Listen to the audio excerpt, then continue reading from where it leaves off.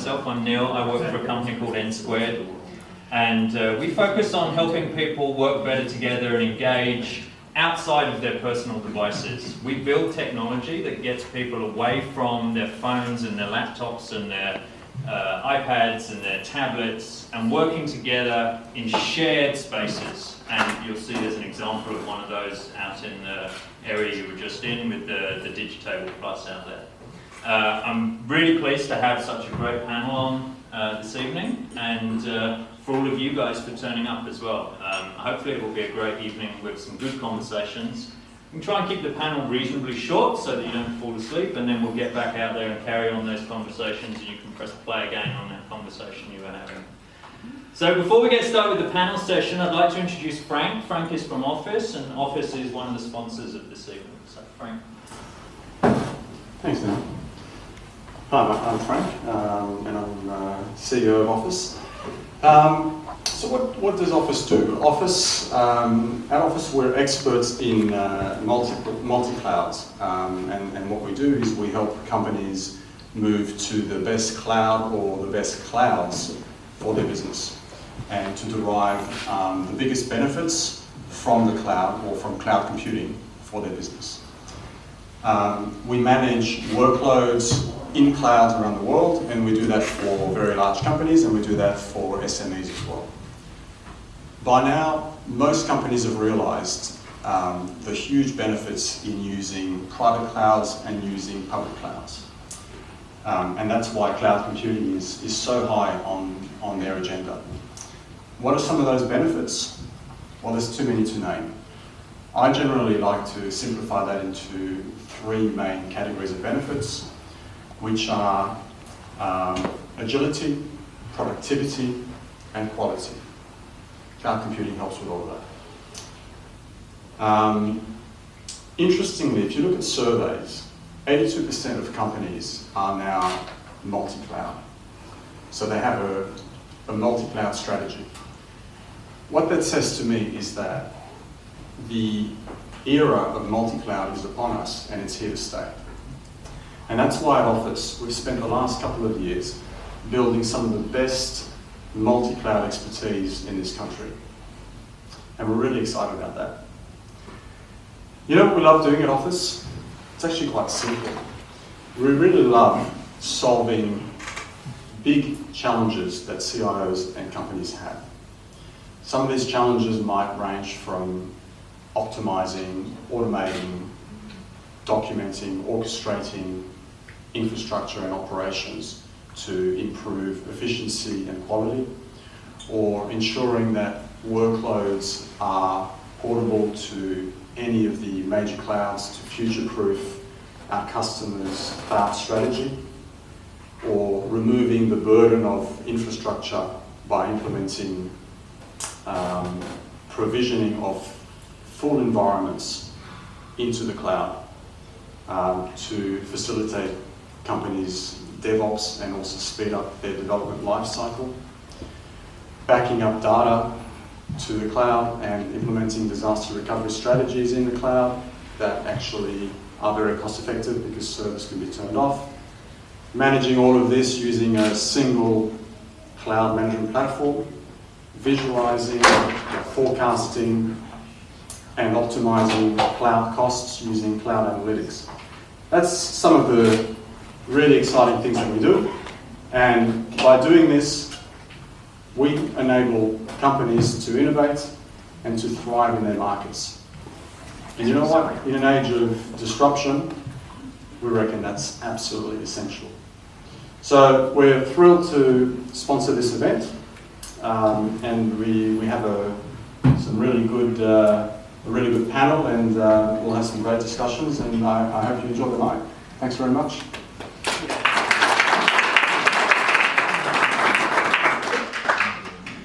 So the format of this panel is going to be very much driven by questions that I hope you provide, and roaming up and down the side here we have Alec. Alec, do you want to wave so everyone can see you? Alec has a microphone. If you don't have the microphone in your hand, I'm not going to take your question. It's quite a simple rule, really.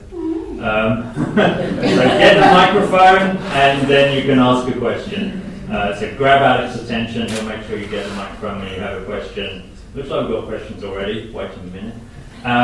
Before we get started, I think we should introduce the panel. We have this fantastic panel here. I've introduced myself already, so Stacey, why don't you introduce yourself? Hi, my name is Stacey. My business is called Lively. We're a learning agency.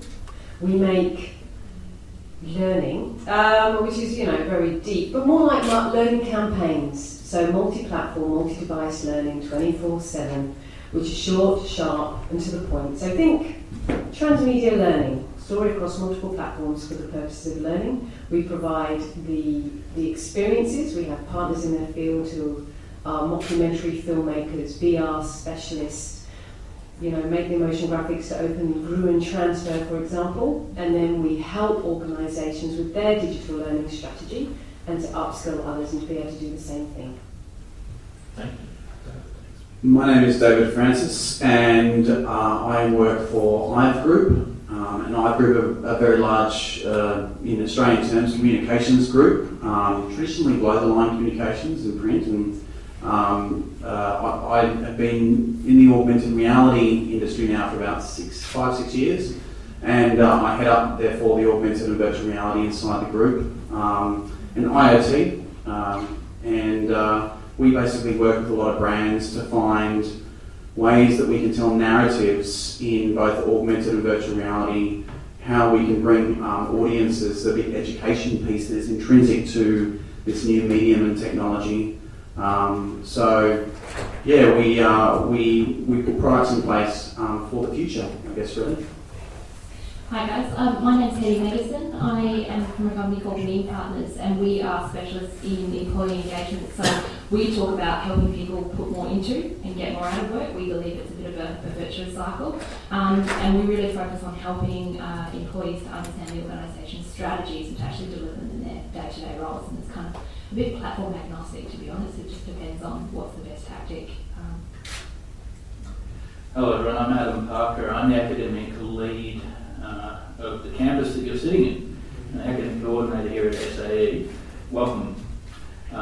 We have 750 students in 6 different degree programs in creative media. We teach audio engineering, so if you wander at the back you can see the fancy desks. We have film and television students, we have animation students, graphic design students, game development students, and web and IT students. But we don't silo. We have a very interesting pedagogy where we ensure that students work on collaborative projects that go cross-disciplinary, and that's the entire focus of what we do. Great, thank you guys. I think we'll start with a question to try and set the scene, and then I can see people are already trying to grab Alex's attention. So the first question I'm going to ask the panel is around the topic that we're actually here to discuss. So we're talking about collaborative learning to engage us and be ready for the future workplace. What's going to change in the future workplace that means we need to make these changes in learning and in education? So, do you want to start, Stacey, with your thoughts on that? Collaborative learning. What's going to change in the workplace? Well, for me, I love that comment, it's like the future. The future's here. Mm. I mean, we talk about the future as if it's coming. We are geographically dispersed. People are working in organisations where they work for 4 hours and then they have to take, and they don't come back. This is widely dispersed there, so I go. So we're looking at the organisations and we're talking about the future, whereas we're here, but I don't feel that we've caught up with the needs. I feel like we're operating quite a few years ago. Organisations and education has moved on, and we're still going, how do we make social work? And what's our social media strategy going to be? And trying to implement really simple systems and processes and people have moved on in the real world. People are saying, well, this is how I learn in the real world. This is how I collaborate in the real world. Oh, but I'm in my organisation, so I can't look at Facebook. I can't go onto Google Docs. I can't actually use the tools that I use in my real life at work because suddenly I'm shut down. So that's my What do you think, experience David? at the moment. I think there'll be a complete change in the pedagogical nature of training, learning and development anyway. I think there'll actually be less of a need to learn things by rote in the workplace, because I think information will be immediately and contextually available to us. I think that, even if you look at Project Aura, which is what Google Glass used to be called, now being rolled out in Tesla's factory, to have information come to you super quickly means that whatever you need to learn, you can learn in the moment that you need to know it. And so therefore, I think not only does that mean that we don't need to get together to train as much, but I do think it means that we have this ability to remotely share each other's point of view as well, to literally see through someone else's eyes, to literally see their hands in front of you. And I think it's going to just change learning and development in the enterprise, certainly, massively. Yeah, I think I was at an HR summit a couple of weeks ago, and the first conversation was all about millennials in the workplace, and now we've got 5 generations. But the thing that kind of gets lost is 70% I think of the jobs that we currently have now are going to be gone in less than 20 years. And what they're talking about is a lot of stuff out there at the moment, kind of speculating, but it's going to be more about kind of creative idea generation. People want innovation, they want entrepreneurial thinking. That's, as you say, that's all going to be, information's there immediately. What they want is the kind of the empathy, they want the interpersonal skills, they want the on-the-spot decision-making that robots and computers can't do. So that's kind of what we've seen come through a lot in organisations, is about judgment calls and how do you train for judgment calls. Yeah, I have to emphasise all these points are absolutely on the money. I'm seeing this in students. When we started teaching game design back in the 90s, at the very end of the 90s, it was a really specialist field. Mm-hmm. Trying to get into that, you had to train students from the ground up to understand what the context was. Today, we are starting to get students come through that have been doing game making in primary school. Mm-hmm. And the literacy levels are absolutely different. The kinds of literacies, the way that changes a human being's mind, the kind of conceptualizations that they can perform is very good. We are, I think, standing on the verge of a change in the way human beings think that's not too dissimilar to the change from pre-generalised literacy to generalised literacy when you look at what happened across the Industrial Revolution. But it's going to be different at the same time. It's going to involve social integrations as well. I think that's the really interesting point. The technologies themselves demand that everything we do here has to be done collaboratively. There's no way you can make any of these things on your own in a successful way. So William Gibson, famous sci-fi author, says that the future is already there, it's just not evenly distributed. And I think that a lot of the conversation that I'm hearing is really around that some organisations are way further ahead than others on some of this, and some are already living in that future, and education and learning is trying to catch up with that, and some are living in a past world that maybe the current learning systems are actually well geared towards. And so there's some shifts that need to happen in both organisational levels and learning levels to bring everyone up to the same playing field, I guess.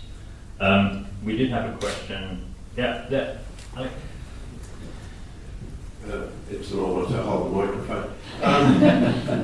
Just a very basic technology question about the fact that we're still tied to a keyboard. And even your wonderful device out here, up pops a keyboard. On our iPhones, on our Samsungs or whatever, the keyboard always pops up. How are we going to break the tyranny of the keyboard? There's things out there like the Go game from Google, there's IBM's Watson, there's all sorts of other things.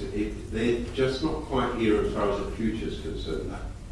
Great question. So how are we going to break out from the keyboard, and maybe we should add to that the mouse metaphor that we live in? Adam, do you want to start at the other end of this? Yeah, it's a really interesting question. Sociology of technology really digs into this sort of stuff. And the history of how, for example, the Forjard keyboard didn't quite make it, really points to the kind of inertia that you see in technological systems. Once they begin to get accepted and get to a large scale adherence, it becomes really difficult to shake them. But I'm not entirely sure that's necessarily a bad thing at all times. I mean, we're still using the letter forms that Marcus Aurelius wrote Meditations in 2,000 years ago. So, you know, some things work and we should adapt them and use them.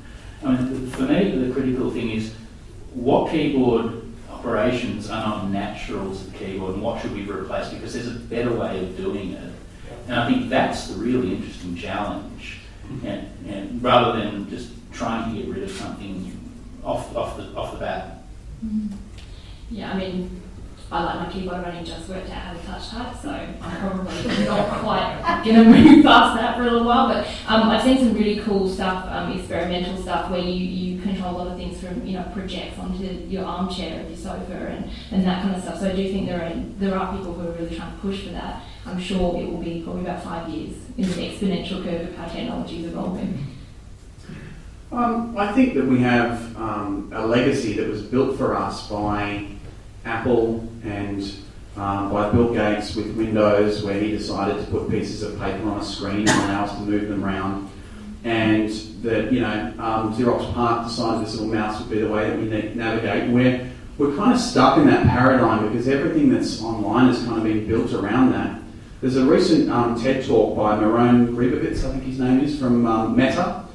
And his whole office of 100 employees are going to move to the Meta headset away from keyboards and computers by the end of this year. And I think in the future, although it's very hard to imagine right now, I think that we will actually have a combination of gestural interface, speech to text, EEG, and just new user interfaces such as being able to even foveal movement, being able to foveally focus on a screen and move it around the space immediately to your left, because it's not a piece of data that you're concentrating on right now. I think it'll be a combination between all of these things, and certainly, although I think it'll come in the next 2 or 3 years, like all that sort of stuff. You know, Meta's just available for pre-order. The first Microsoft HoloLens has just landed in Sydney. You know, where you can use 2 fingers to move things around and scale the world. So yeah, there are new interfaces that certainly will be very hard for an older generation, Gen X and the like, to be able to shape, but the younger generation is just going to totally dive in and own it. Being a sci-fi fan, I did ask Neil to make it so for the holodeck. I've been waiting since 1978 for training purposes. So with all this idea that if we can imagine it and if we can see it, we can build it. So if you think of all the Star Trek, we've got the flip phones and the slidey doors, the Matrix, Big Hero 6, when he creates the robots and stuff, awesome. So I look at it, I went to Barangaroo last year and did the virtual reality conference network and put the goggles on and had my Wii controls and drew and walked around, and I thought, well, it's just a matter of time really. Are we just going to plug ourselves in? And a few years ago as well, I remember doing the whole, I will move the thing on the screen with my Jedi headset. So you had to tie my hair up, get as much happening as possible, and imagine this spaceship moving, and it did. So I go, if that was happening 2010 when I was doing my multi-platform screen producer course and we were testing all this new tech, it's only a matter of time. Again, our ideas are out there. We just need the technology to make it easy, accessible, safe, widely available. And so I'm very excited for the time of my Jedi mind tricks and also my holodeck for training purposes. I'm working on it. Thank you. I think, from my perspective, the answer to your question is that we are already there partially. So again, the future is here, but not evenly distributed. So the keyboard has become less important than it was in the 1980s in order to engage with compute technology, right? We are talking to our computers on a regular basis, just we don't call them computers, we call them phones. We are engaging in different mechanisms to get computers to do things. I don't know how many people have come across the Amazon Echo, which is a little cylinder that just sits in your house and you talk to it. And you say, hey, play some music from this playlist, or what's the weather like, or tell me what the latest news is. And it just gives you that information. We're already moving into that space and we're already starting to see some of that happening. Again, it's just not evenly distributed, and we will still be stuck, as David points out, in a world of keyboards, because, and as Adam points out, text is still important, right? We still communicate large volumes of information between each other through text. And yes, we can do it with handwriting. So we are already seeing people getting rid of keyboards with styluses, and this is nothing new. You know, 2002, I worked on styluses with Microsoft on tablet PC. This is, 20-year-old technology. Okay, it's a little bit cheaper than it was then. So people can handwrite notes to each other, which is much more natural and much more intuitive in some levels, but it's not ideal for every single type of communication. I'm not going to handwrite a book for you to read, probably, right? It's going to take you way too long. So, and it's not easy to reproduce and read. So I think, it's a good question, it's a good thing to be thinking about, is how do we move past the keyboard, but we are going to be stuck with it, in my mind, for quite a while, and mouse probably. Alec, we have another question. Lydia. Hi, I'd like to go back to something Hettie mentioned around empathy, emotional intelligence. So if you think about the skills needed to engage, and globally employee engagements between 20 and 30% of people engaged at work. So that's influencing skills, that's motivation, that's being able to lead with charisma. How do you keep that? And who in this room is willing to invest in what gets tossed around very derogatorily as soft skills? They are the only skills. Does anybody, who invests heavily in those kind of soft skills at the moment? Okay. Yeah, I think it's interesting because I've been having a lot of cool conversations with people working in neuroscience who've come up with new, I think it's called I4, and it's basically a neuroscience approach to leadership, and they've got 4 pillars. I think it's something like inspiration, imagination. It's a very different way of leading. They've, if you're interested, written a white paper, which I can pass on. But they basically talk about the information age, and now we're in what they're calling the imagination age, and that requires a completely different set of skills. But I think, you guys probably know more about it in some ways in terms of learning, but it's constantly evolving. Every day I see a new white paper, a new perspective on this. No one's kind of landed on it yet. What specifically those skills are going to be? I think, virtual reality as a platform is an amazing empathic platform.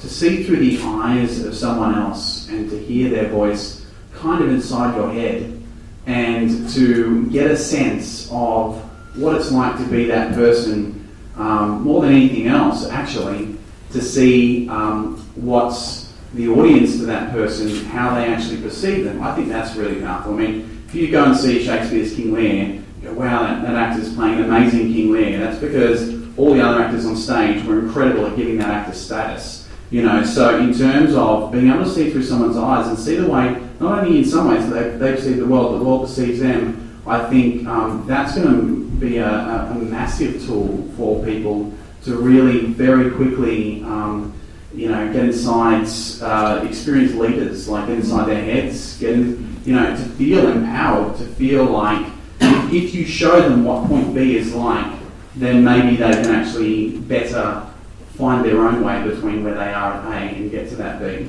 Instead of like having it in a book, do this step and that step, And we are constantly saying, walk in the shoes of the customer. So we do a lot of work in kind of service design and customer experience design, and I'm constantly getting asked by clients, how do I get them to understand what the customer wants? Well, I think that's exactly where technology can take us, where it can take away those boundaries. Yeah, I think this is a really important point.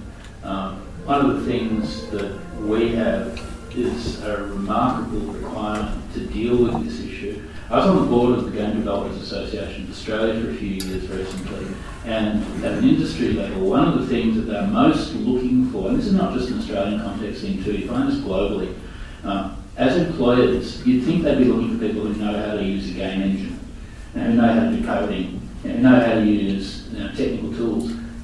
Sure, that's cool, that's important. But those tools change on a remarkable scale. Now, some of the stuff that I was teaching 5-6 years ago, the languages we just won't use now. But what they're really looking for are things like an ability to scope a project, an ability to think critically about the situation in front of you, an ability to communicate well with your peers, and to understand what the project is, and to be able to talk about it in a collaborative fashion. You know, traditional soft skills, that's what they want. And we're continuously being asked, what are you doing about that when we do our industry review panels? So, and this is, I think, true across all of the disciplines we teach. You can't be a good graphic designer unless you can get inside the mind of your client. You know, a filmmaker who doesn't understand human beings is never going to be able to tell a good story. An audio engineer has got to be able to calm down rock stars. And that's pretty hardcore. Some of those people have got egos. And you get inside the head of a person that's suffering from a fame complex, that's really tricky. So yeah, deeply important for our students. When it comes to engagement, personally, I'm a big fan of Dan Pink's work. Do you know Dan Pink? Oh, isn't he awesome? Yeah. But this, autonomy, mastery, purpose. So if we can, and I do get a little bit reductionist about it all, because I'm working in large organisations. I'm a sociologist, psychologist by trade. I work with young people with learning difficulties, sex workers in Birmingham, the CEO of the Commonwealth Bank. People are people are people. We're people, we're chimpanzees, our pupils dilate if we like someone, we're all in a pecking order. Alain de Botton, all his work around status anxiety, we're all desperate to move on in status. If we remember people are people are people, and that's, people get up every day and they want to learn and they want to move on and they want to have purpose. And I work in large organisations where we've told them and they're not doing it. Well, there's an idea, stop telling them. There we go, moving on. We want to cover all the content. And I was such a great guy, and he goes, to cover the content, I looked it up, it needs to shroud in mystery. Yeah, awesome.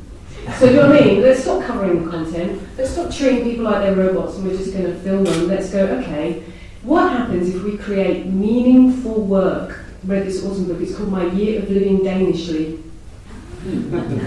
Awesome. There's this British couple and they moved to Denmark, and it's all about how they lived and the whole culture shift. Education is free. So what do the young people do? They study what they want to study and what they're passionate about. So therefore, what happens? You've got happy people doing what they want, being good at what they do, because they're in the environment that they want to pull the learning. They want to learn it. It's not that I have to study this to earn a certain amount of money to pay off my fees. So you've got a whole country that's built for people to be passionate about what they do. So then do we have to engage them? No, because they're doing what they want to do. Anyway, that's my moment for the day. And I'll shut up now. It's all right, we can further.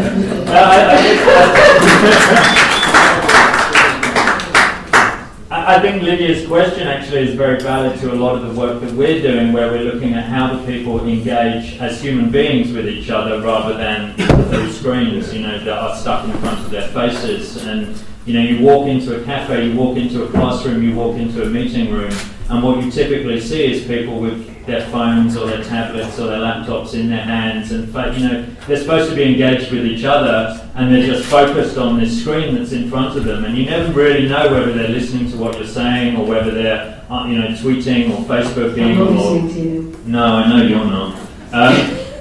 And so a lot of the work we're doing is looking at how do we change that? How do we create technology that engages people to work together in a way that enables them to put their personal distracting devices away and work on the content that's actually important to the conversation, rather than content that is full of context switches through the whole system.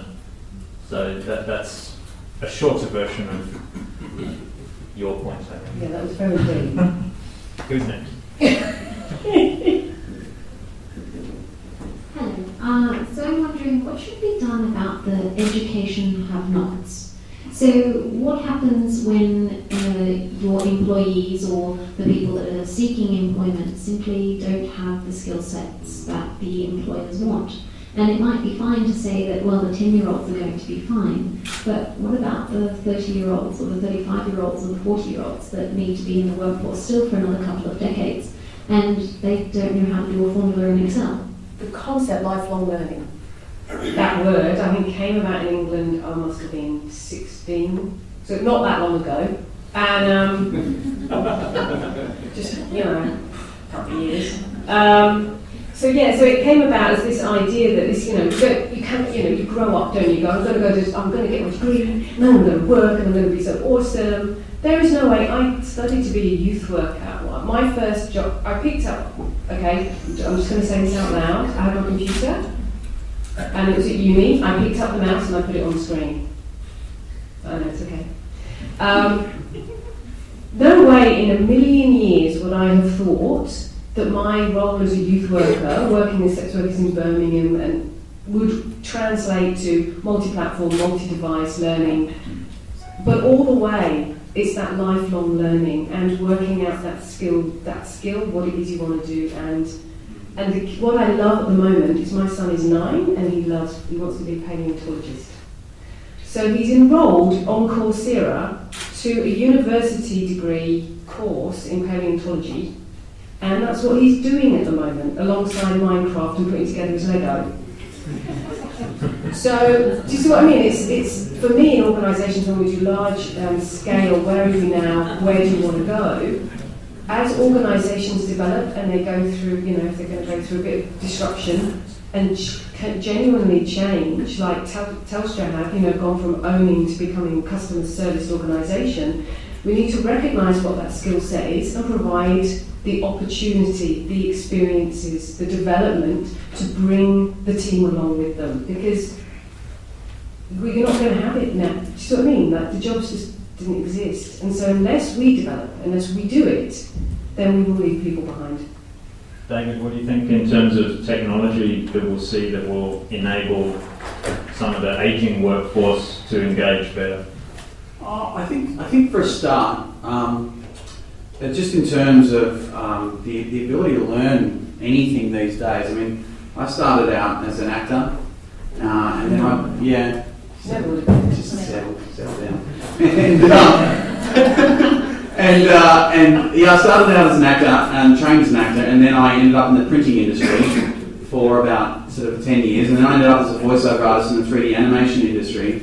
And then if you'd said to me that an industry would come along that combines print graphics with 3D animation and voiceovers and creativity and acting, I would have said, 6 years ago, you're mad. And then augmented reality arrived. And I've never done a course on anything that I've learned in the augmented or virtual reality world. I just sit down with 3D animators and go, why are you doing that? What's that? Is that rigging? Right, okay, what does that do? And I've learned so much online. Google had an event in February where they said, already this year, 100 million hours of how to do content has been watched online. In terms of wanting to just get that information, it's already there in video format. What heads-up display and that kind of world represents is then totally next level. So with Boeing, studies that Boeing have done, with augmented reality over in the US, they found a 37% increase in productivity and a 92% decrease in errors when people use augmented reality to understand how to do physical tasks. And they did that with the University of Iowa. Then Raytheon have done similar studies. Airbus just came out the other week to say that some tasks have been reduced from 3 weeks to 3 days by using augmented reality in that environment.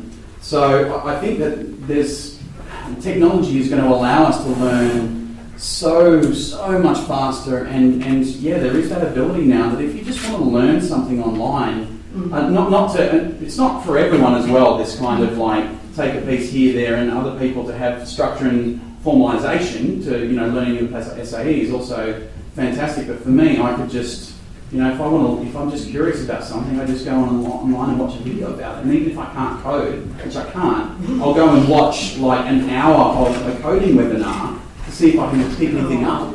It's really boring, but you can get some good tidbits or at least then you can speak to coders and remember something from the video, and then they go, "Oh, does he actually know coding? Maybe I shouldn't try and pull the wool over his eyes about how long it's going to take." I have to agree with you on that point. I mean, I trained as a philosopher, and you couldn't possibly find a profession where there are more limited opportunities for employment than that one. And I could either work at a university or I could become a bioethicist, and that was it. So I became a web developer because it's 1994 and that looks cool. And I was in much the same sort of situation you were in. There was no course on that. So thankfully I had an education in arts faculty, so I had some clue about how to self-educate off that. And I think for me, one of the most important points on this is the level of disadvantage that we see in terms of older people. I think we also see it in younger people. We have an ATAR free entry policy because in our professions, most of the students that come to us have had minimal exposure to the kinds of creative media that we teach. You know, the average school in the outer west of Sydney does not have the resources to have a mixing desk, or to have serious AV equipment. And so their opportunities to build portfolio are quite limited. And I think in some respects that is something that we needed to pay considerable attention to. So that we get students that come in, they've got no idea about what they want to do other than they want to do it. And the other thing that we work against is I find that there is still considerable pressure on young people to sit inside regulatory frameworks in terms of how they think. Yeah. And there is nothing wrong, and I'm going to sound radical at this point, there's nothing wrong with learning outside of formal networks. Absolutely nothing. I mean, certification from us is part of, it's not just about getting a piece of paper at the end. It's about building your own portfolio, it's about building your social networks, it's about developing yourself and becoming a better human being. We're not the only holders of that. You know? So I think one thing we should be focusing on is looking at how we can remove the objections to informal learning. Yeah, I think that's deeply important. I mean, I think in terms of a lot of organisations are hiring based on values, which means a lot of people are walking into organisations and they actually physically don't have the skill set to do the job. But the employers are saying, I'd rather have the right people with the right mindset who are just driven and they're going to go at it. I can teach them the rest. And also their colleagues can teach them. So there is, I'm saying, I don't know if you guys are a lot of onus on peer-to-peer learning and training. And, you know, a lot of the kind of work that we've been doing is about, for example, service, is people learning from each other's experiences with interacting with customers, sharing them, dare I say it, in a campfire environment. They actually do sit together face-to-face in a circle and they share their stories. And that's how they learn. It's not necessarily online, but it's definitely an amazing way to get that knowledge. And you also learn by failure. Yep. You know, and bloody hell, in Australia, in the corporate world, like everyone's like, yeah, we want to fail fast, but we want to do it with maybe around about $5,000. We can afford to lose that in the discretionary budget, and we will have some KPIs around it, and we will have to have a moratorium at the end on, whether we spend $5,000 again if it doesn't achieve some good ROI. But we want to be agile. So let's fail fast. And it's also, I mean, the interesting thing is, that's probably what I get asked the most. How do we get people to take risks? But they've got to be intelligent risks. And I get that, I understand that. There are a lot of organisations who are working in industries where it needs to be a smart risk. But also they say, we just want them to kind of get it done, but it's messy, So we've all kind of talked about this. Human beings are messy. We are not going to be linear. In fact, anyone that says design thinking, it kind of goes like, everywhere before you get to the solution. You're going on a journey without knowing what the outcome's going to be. That's incredibly scary for organisations. And we also have to realise that sometimes young people come to us, for example, and we build our programs in such a way as students can fail inside the core studio modules, but provided that their critical reflectivity is sufficient and their ability to document process is sufficient and they can account for themselves, that's cool. You can still pass. We built our programs in a way to allow staff members to run the projects in that fashion. But getting students out of the fear bubble that they live in, where failure is something which they've been assessed in terms of HSC and all of that, and the cultural expectations that the parents place on them, the society places on them around them, trying to get them to step outside of that is, I think, the first part of the job for us. So it sounds like there's a lot to do in order to get us moving forward, and this continuous learning, which we have been talking about for 30, 40 years. 2 years.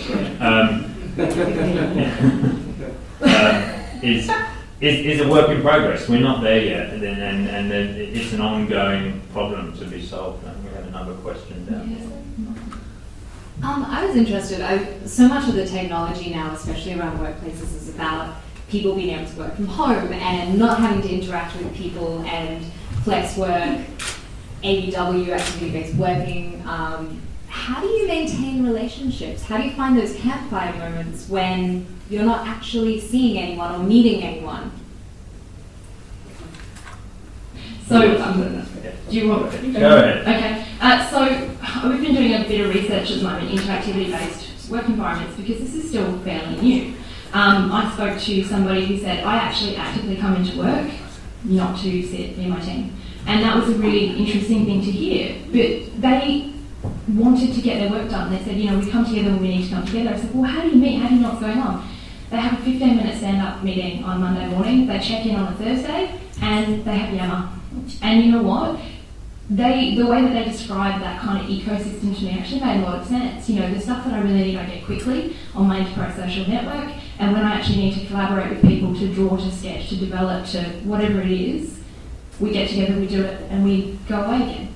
And so that for me was really interesting, because I kind of went, hang on, surely you need to do more than that. And they said, well, no, if there's learning moments, we deliberately set a meeting time. I said, well, don't you, miss overhearing something on the phone and knowing what's going on? They said, no, because we just set that time up and we're very deliberate about what we do.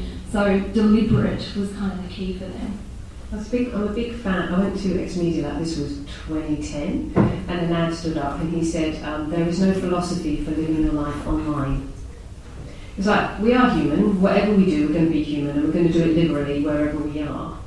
And so what we've been working with large organisations to say, know thy format. What is a Google document good for if you're collaboratively working? What is a digitable good for? What is if you're going to fly people in from all over the world and stick them in a room, don't stand there and talk to them, let them talk to each other. If your team is geographically spread and you want to bring them together, like I know exactly what's happening at home in England as everybody shares all their stories with me on Facebook, and I carry on with the stories and I build the relationships, and I go home and I go, oh, that was awesome that this happened this year and I haven't seen them in 5. So I go, you know thy format and use it for what it's good for. So our challenge is knowing the formats and knowing what they're good for and putting them together in a way that works for us. However, it's like we live, we learn, we get wise, hopefully, and then we die. Unfortunately, we're kind of doing that with our environments. I'm just hoping we just do it slightly quicker or die later so that we actually work it out on the way, like Facebook security settings. I think, to extend that on knowing the format, I think it's also about understanding the objective of the work that you're doing, and different types of work and different, engagements and end goals require different types of human interaction. And sometimes you really do require everyone to be in a room to solve a problem. And sometimes it's very clear, you're going to go and do this in the next 6 weeks, and I'm going to go and fulfill this, and you can separate out and communicate in a more fractured fashion. And I think that's a really important thing to remember, is that, in many ways that's what activity-based working, which I know a lot of people say is new, but it's really not new, it's just a different way of laying the furniture out, which lots of people have been doing for a long time. It's a good word though, isn't it? It's a great word, yeah, all 3 words. But I think... Shut up. I think that you need to be very conscious of the type of project that you're working on and whether it requires people to be sitting together and solving problems. I know that the team that I'm working with at nsquared, there's a constant flow of information between people, and people are shuffling chairs back and forth to each other's desks as they're helping each other solve problems. And I think this is the nature of a lot of problem solving and moving forward. And people can say, oh, well, why don't you have an expert who already knows how to solve that problem? Because it's not a solved problem. So there is no expert in this space. You need to get some smart people sitting down and nutting it out together and working together to solve the problem. And that's a different kind of problem to maybe something that just requires a very well-defined set of tasks to be carried out, and that can be done in a more linear and a more distributed way. And I think it's important to understand that. I think it also assumes that just because you're sitting opposite each other, you're actually communicating. You know, I think that there's, you know, sometimes we can communicate better remotely when we're not in a room opposite each other and trying to work out who's got more status and who's more powerful. And you put a bunch of people in a room and you're like, you can spend 40 minutes with everyone just in a pissing contest before you actually get down to working out. So what have you been working on? What are you working on? And how did you get the budget for that? You know, so I think that, yeah, it assumes that one-to-one contact is great. I mean, actually, talk to any voiceover artist. Voiceover artists are experts at working out the dynamic of a big group of people and who's politically the most powerful. Because sometimes you in a voiceover studio, you sit on the other side of the glass room up to 25 people, and you've got to try and work out who the alpha person is in the room so that they're the one you actually talk to when you go, do you like it like this? Otherwise, you might get the agency executives talking to the producer who's talking to the marketing manager. So I think that there is enormous utility. Just because it's online doesn't mean that it's less effective a means of communication with, you know, than sitting opposite someone. I think sometimes that just takes all the bullshit out of the picture, you know? Yeah, I have to agree. I mean, I've got, on averages, population averages, I think about 1 in 4 of my students has an anxiety condition of some kind. And the use of communication technologies of this kind is enabling some of those students to participate in ways they wouldn't have been able to do previously. So I think, you know, whilst physical conversations are good, they're not everything. And there's a couple of good stories that come out of what we do, I think, emphasise another point that I want to add on top of this, which is that sometimes these technologies and the ways to communicate can actually push us into new and innovative ways of thinking. We've got Slack going on with some of the student groups now. And Slack communication channels have been absolutely fantastic. And it's begun to get my staff members using stuff like that. And, you know, some of them are conservative. And trying to shove them into that sort of thinking mode is difficult. The students are leading them there. But what we're finding is we're getting amazingly rich data on what students get up to. And what it's doing is it's changing the power balance. It's not possible for you to paint over what the students are doing and saying and thinking and claim that you've got the narrative in a classroom when you've got all of that communications data that you can go through and you can find what was actually happening. So it equalises, you know, with one of the problems we find in the classroom, especially in a tertiary situation, the early stage undergraduate, people coming straight out of high school, thinking like high school students, power imbalances. You know, it really gets in the way of the learning experience. So it's beginning to cut some of that out. The other thing that we're getting is we're getting Trello. Because we like Trello here because it's relatively lightweight and there's not too much in the way of, you know, of fuss with it. It's a good system for doing a project management process. It came in and out of our graphic design and web IT people, and now the film people picked it up. And film people haven't used this sort of stuff before, and suddenly they're all over it. And what it's doing is it's making them think about the kinds of development processes that web IT people would use, and they're starting to think about making iterative films. Right? They're starting to think about making a prototype film and then expanding it outwards in iterative cycles. And what that means about the way that they do narrative and all sorts of other things is really interesting. So it changes the way people think as well. I think that's really powerful. I think we've got time for one more question. Time is launching. He was first. That's one down at the front. I'm going to ask a tough one. And there's a bit of dancing around the subject, and it's about ownership of data. It's about sort of the evolution of technology and innovation intelligence. So you have robo-bosses that are evaluating the engagement, every movement, every action, everyone up here has said something that's been recorded, been put into some kind of a cloud somewhere. All the actions in Slack, who decides what is correct and what is not? And when you've got platforms that are looking at algorithms and saying, okay, this engagement says that this person did that and that, therefore they are not worthy. You've now identified exactly why my next career is going to be as a barrister specialising in the crossover between human rights and IP. But seriously speaking, you're quite right, it's a really serious challenge. It's a big challenge. Regulatory frameworks have real trouble keeping up with this stuff. Yeah? I mean, the idea that someone might own property rights in their own information that they generate by existing, I mean, no one thinks about that at this point in time. Yeah? And what sort of impact does that have on the way that we run society? You know, where does the money go at that point? Yeah. So I think from our perspective, we're struggling, like everyone, to get some sort of clarity on the issue. I think we're very early stage on it, and part of what we don't have is we don't have enough lived experience with these kinds of systems. You know, we've been working with Slack, Trello, systems like that. The game side of things, they've been doing it for about 6 or 7 years. And we've got some really clear ideas out of that as to where the problems arise in those contexts. But then you start to move into the film discipline and things change because you have different kinds of projects, different kinds of contexts. You know, you're dealing with more externals, for example, with actors, and you need to get clearances for shooting on location and things like that. You've got government agencies you've got to work with. It's something we're trying to figure out. I wouldn't underestimate the problem.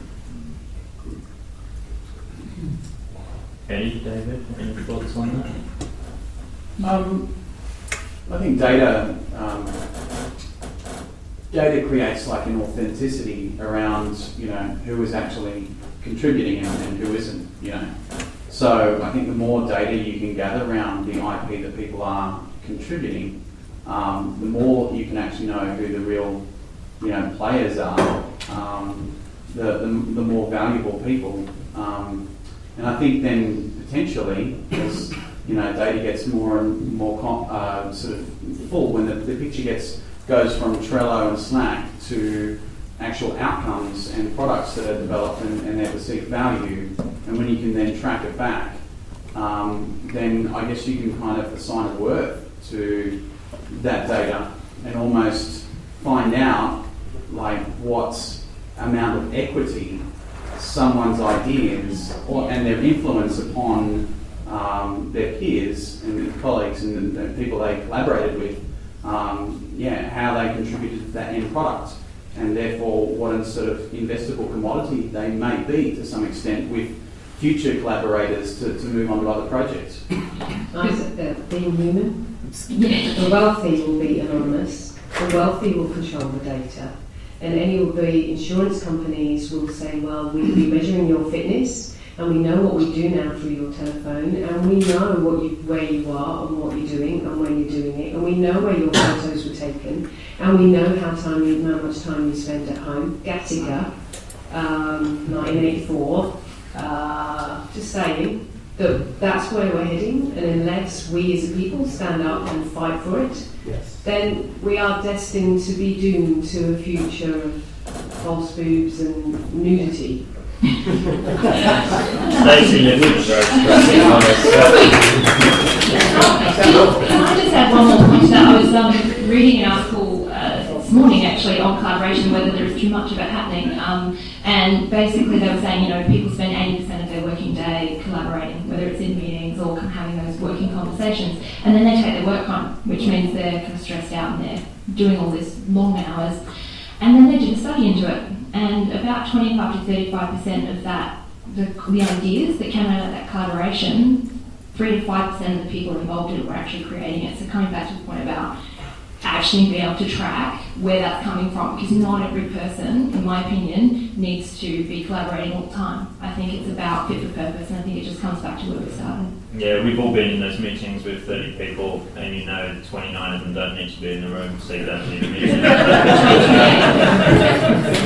And I think that to follow on, to follow on and answer that from my perspective, it's really around how society grows up to catch up with the technology, the pace of change in technology. And I don't think this is anything new. I think society has always had to catch up and work out how to best work with the technology that's made available to it. The technology tends to drive forward faster. I bet you, how many tens of thousands of years ago, there were a bunch of cavemen sitting around going, this wheel is really going to disrupt us, right? And this fire stuff, like how are we going to live? How's it going to change society now that we all can have instant warmth? I mean, this is crazy, right? Only rich people are going to have instant warmth, and and so the changes are definitely already there. And again, You know, going back, the future is here. It's just not evenly distributed, and so some people do already have all that data that you know, Stacey's talking about, and know exactly where you've been, what you've been doing, what your current heart rate is, etc. And some people are way left behind. And we give that knowledge voluntarily. Nike, Genius. We'll just give you an app, so when we know when you run, we know where you are, we know when we need to send you trainers, we know what trainers to make. Awesome. And we go, yeah, here, have the data, sell me trainers. And yet we keep doing it, and that's the thing that I find really interesting. I you know. But then we used to send children to the poorhouse as well, and we didn't blink an eyelid at it. I think we will change. I think we will catch up to this. We will, back to Star Trek. In terms of, I mean, I don't know if you've seen, what was that Batman film with Heath Ledger? Which one was that? Yeah. You know where he uses that sonar thing at the end to be able to see the world omnipotent, you know. So if you think about it, and you think about the arrival of heads-up display, you think about depth sensors, you think about the ability for computers then to see, our world can and will be rendered out in real time in front of us, and then that will be done then at 30 frames per second. And so anyone who taps into that will be able to see everything and move through everything in real time, exactly as it's happening with people's heads-up displays. Then if you think about AI and you start to track people's behaviours, then as AI gets more and more complex, it can start to understand predictively exactly what's going to happen in that three-dimensional tracked world. So therefore you can essentially jump into the future more and more so as the machine learning happens.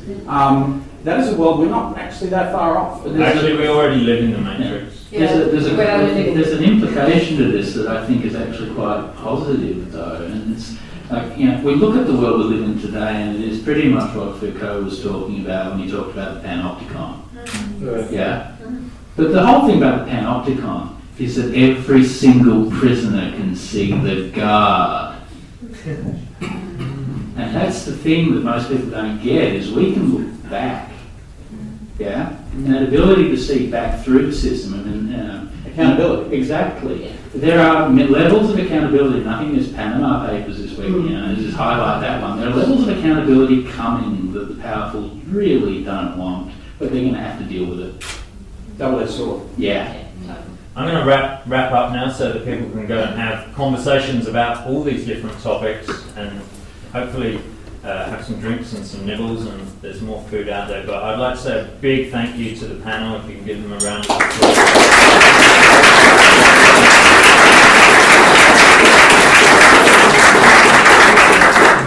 Fantastic conversation. Thank you to SAE for providing the location. Thank you to Office and nsquared for sponsoring this. Let's get out there, let's get some drinks, let's get some food, let's have this conversation. Thank you.